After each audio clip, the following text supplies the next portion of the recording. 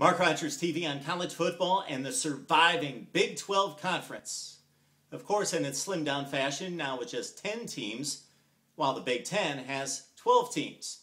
Here we focus on the Big 12 Conference and where it stands right now.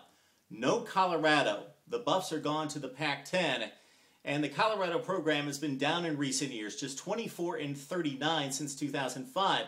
Colorado, though, a much stronger program in the last 20 to 25 years, of course, had their glory in the 1990s. And Colorado, when competitive, brings that Denver television market.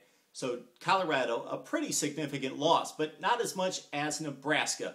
A traditional power, been down in the last 7 or 8 years, but on the upswing under head coach Bo Pelini with a huge fan base as well. Nebraska and Colorado gone. So that North Division right now pretty much looks like Conference USA with Missouri, Iowa State, KU, and Kansas State. So where does the Big 12 go from here?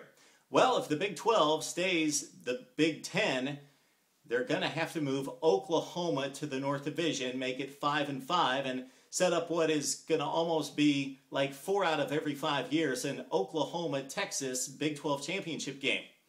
It's not going to look great for the rest of the conference, but at least a legitimate championship game most of the time with Oklahoma moving to the North Division.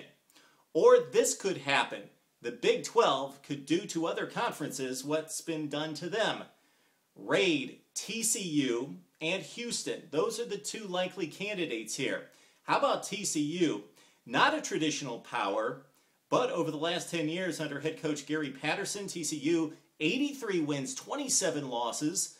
They've been in the top 25 7 times in the last 10 years, including 2 top 10 finishes the last 2 seasons. TCU very strong. Now, we can't forecast that down the road at a school like that, but again, a 10-year record of 83-27. Houston, not so much, but still, the program has come up, doesn't have a huge fan base, doesn't get a lot of attention in Houston, a professional football town, but Houston's been strong in going to 5 consecutive bowl games, and of course, they're in the heart of Texas. And therefore, you go Oklahoma and Oklahoma State to the north, and then you've got a Texas-dominated South Division, and again, you've got a unified Big 12 conference with 12 teams. So, we've got 2 scenarios for the Big 12. College football fans, tell us what you think.